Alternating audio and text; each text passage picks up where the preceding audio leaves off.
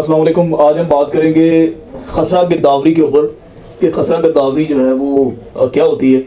اور جب برٹش راج تھا, سب کانٹیننٹ پاکستان اور ہندوستان اکٹھے تھے, تب گرداوری کیسے ہوتی تھی اور آج کل اس کو کرانے کا طریقہ کار کیا ہے. سب سے پہلے میں آپ کو ایک ڈاکومنٹ بتا دیتا ہوں. یہ کمپیوٹرائزڈ خسرہ گرداوری ہے. اس میں کچھ خانے بنے ہوتے ہیں. پہلے نمبر پہ سیریل نمبر ہوتا ہے, موضع ہوتا ہے, ضلع ہوتا ہے, تحصیل ہوتی ہے, قانون گوئی ہوتی ہے. اس کے بعد پھر کھاتہ نمبر ہوتا ہے, خسرہ نمبر ہوتا ہے, اور پھر اس خسرہ نمبر کی گرداوری ہوتی ہے. گرداوری پہلے آپ سمجھ لیں کہ گرداوری کہتے ہیں کہ آپ وہ جو کوئی بھی زرعی لینڈ ہے, زمین ہے جو جس میں ہم فصل لگاتے ہیں, یہ دو چیزیں یا تین چیزیں گرداوری اس کے بارے میں بتاتی ہے. ایک اس کا مالک کون ہے, ایک اس میں کلٹیویٹر کون ہے, یعنی کہ کاشت اس میں کون کر رہا ہے. اور تیسرے نمبر پہ جو سب سے اہم بات ہوتی ہے, اس میں پوزیشن کا بھی دیکھا جاتا ہے کہ قبضہ کس کے پاس ہے اور اس میں فصل جو ہے وہ کون سی لگائی گئی ہے. تو زیادہ تر جو سول کورٹس ہیں یہاں پہ اپنا پوزیشن کو شو کرنے کے لیے, اپنی فصل کو شو کرنے کے لیے گرداوری کا ڈاکومنٹ جو ہے وہ پیش کیا جاتا ہے. یہ ڈاکومنٹ جو میں نے آپ کو بتایا, پہلے یہ کمپیوٹرائز نہیں ہوتی تھیں, اب زیادہ تر علاقوں میں یہ کمپیوٹرائز ہو چکی ہیں. پیچھے چلتے ہیں وقت میں, جب برٹش راج تھا. میں بار بار برٹش راج کی بات اس لیے کرتا ہوں کیونکہ ڈفرینس بہت زیادہ آ چکا ہے. تب وہ نان مسلم تھے جو ہمارے اوپر, اور دوسرے بھی مذاہب کے جو لوگ ہندوستان میں رہتے تھے ان کے اوپر وہ راج کرتے تھے, ان کے اوپر حکومت کرتے تھے, لیکن وہ انصاف کا ترازو جو ہے اس کو ہمیشہ برابر رکھتے تھے. جسٹس کے اوپر وہ بلیو کرنے والے لوگ تھے. ایک میں واقعہ آپ کو بتاتا ہوں کہ ایک ہندوستان کے اندر ایک برٹش کلیکٹر گزرا ہے. کلیکٹر جو ہے وہ ریونیو میں جسے ہم ڈیپوٹی کمشنر بھی کہتے ہیں اسے کہا جاتا ہے, جو ٹیکس کلیکٹ کرتا ہے, وہاں سے یہ نام آیا.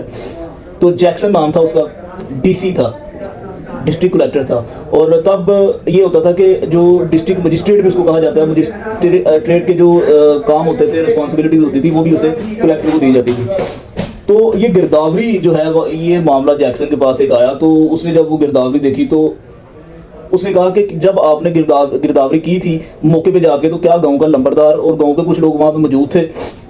تو پٹواری صاحب جو ہیں وہ گئے ہوئے تھے. وہ کہتے تھے نہیں جی لمبردار صاحب نہیں گئے تھے, میں نے خود ہی کر لی تھی.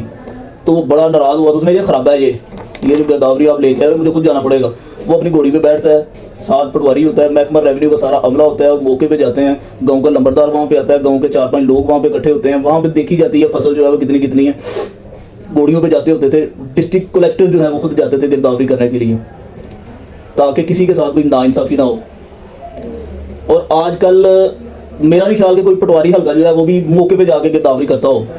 حالانکہ موقع پہ جانا چاہیے. یہ موجودہ صورتحال دیکھی جاتی ہے زمین کی, اور تب تک گرداوری ہوتی نہیں ہے جب تک گاؤں کا لمبردار وہاں پہ موجود نہ ہو. اگر کل کو کوئی مسئلہ ہو یا جھوٹی بات ثابت ہو تو لمبردار کو بلایا جاتا ہے کہ بھائی تم اس گاؤں کے تھے, تمہیں تو ہر بندے کا انچ انچ کا پتا تھا کہ یہ پہلی کھیت یہ کس کا ہے, تو اس کے اوپر فصل کون سی لگی ہوئی ہے, آج کل کس کے قبضے میں ہے. یہ ہر چیز جو ہے وہ رسپانسبل ہوتا تھا اس کا.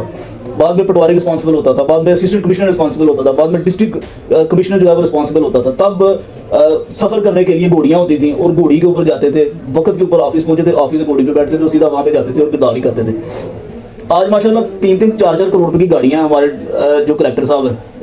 اور میں نے اپنی وکالت کی تاریخ میں 14-15 سال ہو ہی گئے ہیں مجھے یہ کام کرتے ہوئے, نہیں دیکھا کہ کوئی ڈسٹرکٹ کمشنر جو ہے وہ موقع پہ گیا ہو, کوئی اسسٹنٹ کمشنر موقع پہ گیا ہو دیکھنے کے لیے کہ یہ کس کا کھیت ہے, یا لمبردار کو موقع پہ بلایا ہو, یا گاؤں کے اور لوگوں کو پتیداروں کو موقع پہ بلایا ہو کہ کون سی فصل ہے کس کے قبضے میں, اور گرداوری ایسے بن رہی ہے.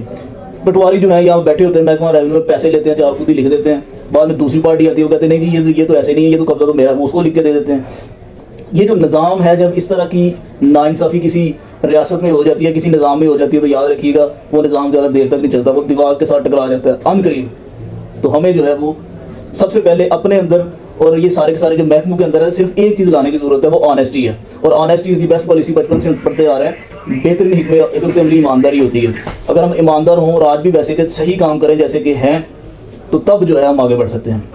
تو یہ میں تھوڑا سا آج فرق بتایا آپ کو کہ جو برٹش کلیکٹر ہوتے تھے ان میں اور آج کے جو کلیکٹر صاحب ہیں ان میں فرق کیا ہے. Thank you.